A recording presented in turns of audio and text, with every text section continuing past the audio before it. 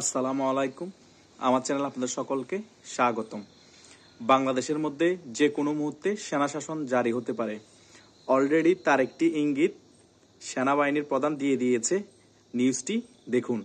দ্বিতীয়ত, বৈষম্য বিরোধী ছাত্র আন্দোলন এবং জাতীয় নাগরিক ঐক্য তাদের নতুন একটি দলের ঘোষণা দিয়েছে ফেব্রুয়ারিতে। সেটা আসতেছে, নাম শুধু ঠিক করা বাকি।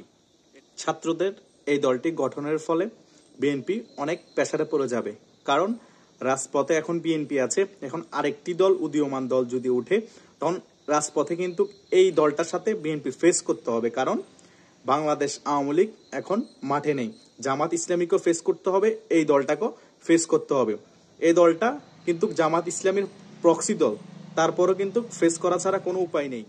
তারপর আরেকটি প্রবলেম হচ্ছে, যে কোনো মুহূর্তে যদি সেনা শাসন চলে আসে, বিএনপি আরো বেকায়দায় পড়ে যাবে।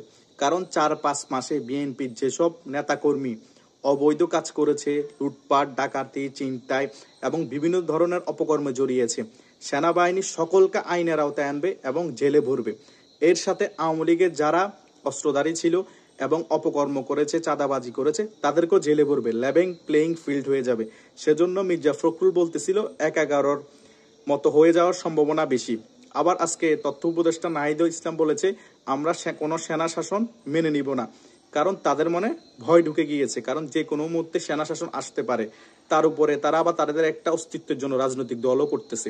তারা কিন্তু এখন পুরো পাগল হয়ে গিয়েছে।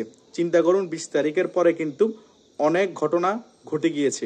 সেটা তারেক জিয়া লাইভে এসে বলেছে, এই 2-3 দিনে অনেক কিছুই দেশের তালমাটাল অবস্থা, অনেক কিছু পরিবর্তন হয়ে গিয়েছে। সকলে কিন্তু বুঝতে পারতেছে, কিন্তু চোখে কিন্তু দেখা যাচ্ছে না। কূটনীতিক খেলাগুলো হচ্ছে যে এইরকম, যখন ফুললি ভাবে পরিবর্তন হবে তখন বুঝতে পারবেন কি কি ঘটে যাচ্ছে 20 তারিখের পরে। এটা হচ্ছে বাস্তব প্রেক্ষাপট। এরই সাথে আপনারা সংগঠিত হতে হবে, তৃণমূলও শক্ত হতে হবে, সাথে কূটনীতিক খেলাও চলতে। তাই দেশের পরিস্থিতি যেটাই হোক না কেন, আপনারা কেউ দিশেহারা হবেন না। চূড়ান্ত ডাক আসতেছে, সকলে সংগঠিত থাকুন।